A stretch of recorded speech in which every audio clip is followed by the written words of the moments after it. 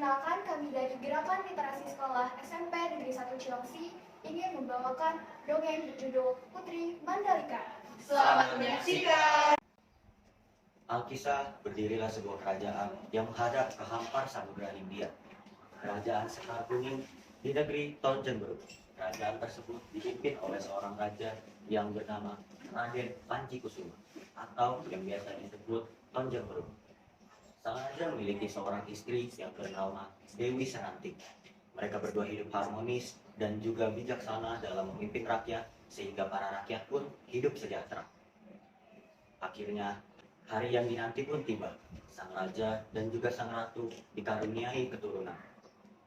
Seorang putri yang berparas cantik yang mereka beri nama Mandalika. Melihat sikap sehari-hari orang tuanya, Mandalika pun tumbuh menjadi putri yang rupawan, dermawan, baik hati, dan juga rendah hati kepada rakyat. Putri Mandalika tidak segan-segan untuk membantu para rakyat dengan tangannya sendiri, walaupun Putri Mandalika adalah seorang ningrat.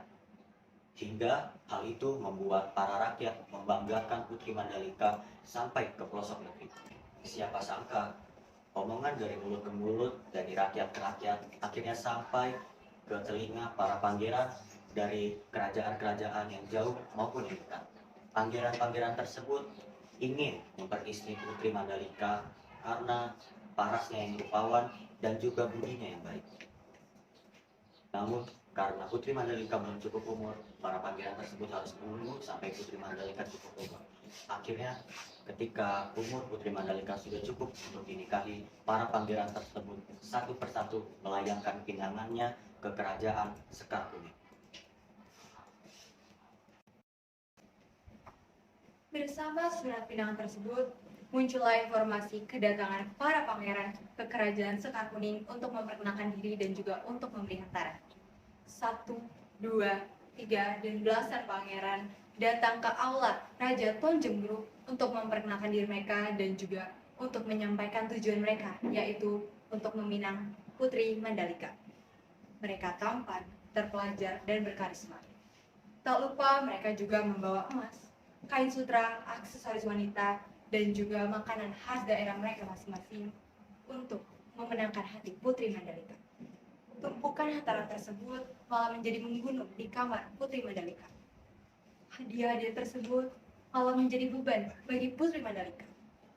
Sambil menunggu jawaban dari Putri Mandalika, para pangeran pun diizinkan untuk tinggal di paviliun tamu kerajaan. Paviliun yang semulanya sepi dan luas menjadi ramai dan tidak nyaman karena kedatangan para pangeran dan juga ajudan-ajudannya. Pertengkaran pun terjadi sepanjang hari karena para pangeran saling membanggakan kerajaan mereka masing-masing. Aura persaingan pun terasa sepanjang hari. Suatu malam, Putri Mandalika pergi ke paviliun tamu secara rahasia. Ia ingin melihat para pangeran yang melamarnya. Namun tak disangka, saat kedatangannya itu, yang ia lihat bukanlah karisma para pangeran yang menemui ayahnya di aula.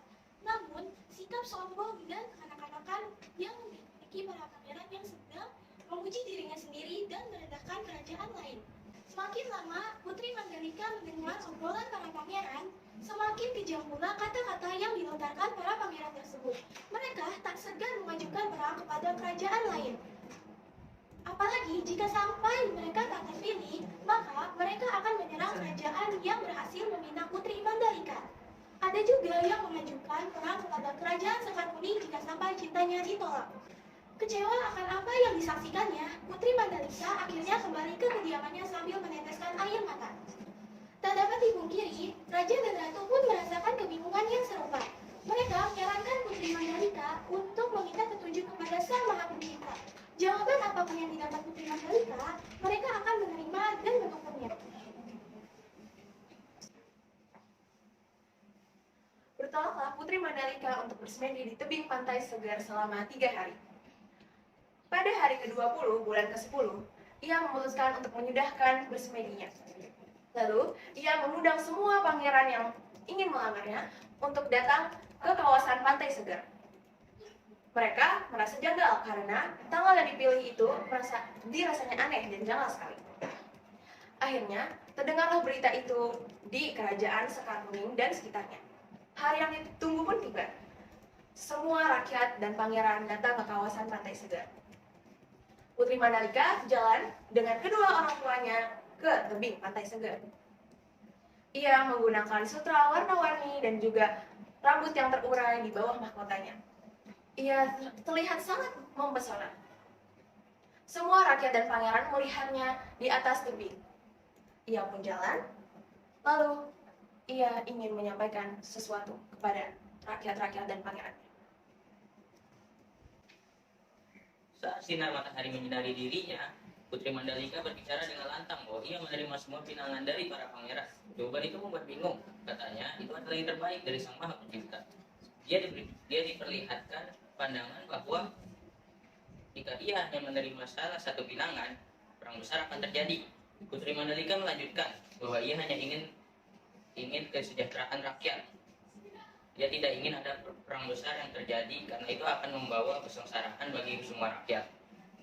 Lalu dia mengucapkan terima kasih bahwa sudah ada yang memberikan kasih sayangnya dan semua pinangan kepada dirinya. Lalu ia membalik badan menghadap samudra, lalu melompat ke lautan yang langsung disambut dengan ombak besar yang menelan tubuhnya. Sang raja panik. Dia langsung menceburkan dirinya untuk mencari anaknya. Lalu diikuti oleh para pangeran dan juga seluruh rakyat ada di pesisir Pantai Segar. Namun, dari ratusan orang yang mencarinya, tak ada satupun yang menemukan Putri Mandalika. Yang mereka temukan hanyalah biota laut berwarna-warni yang menyerupai kain sutra yang dipakai oleh Putri Mandalika. Lalu mereka pun terkecoh dan menangkapnya. Kemudian, raja dan ratu pun akhirnya sadar bahwa cacing-cacing tersebut adalah jelmaan putri mereka. Lalu kemudian, raja dan ratu pun memerintahkan para rakyatnya untuk menangkap dan membawa pulang cacing-cacing tersebut. Sebagian membawanya dan menaburkannya kepada sawah-sawah mereka yang menjadikan sawah-sawah mereka tersebut menjadi subur. Sebagian yang lain menjadikan cacing-cacing tersebut sebagai bahan pangan mereka dan mereka pun hidup sejahtera seperti keinginan Putri Mandalika. Sedangkan para pangeran, mereka pulang tanpa membawa permaisuri mereka. Tetapi mereka menjadi pangeran yang dapat menghargai dan menghormati para rakyatnya sampai mereka rela berkorban untuk rakyatnya seperti yang dilakukan oleh Putri Mandalika. Sekian dongeng yang sudah kami sampaikan. Terima kasih sudah menyaksikan. Wassalamualaikum warahmatullahi wabarakatuh.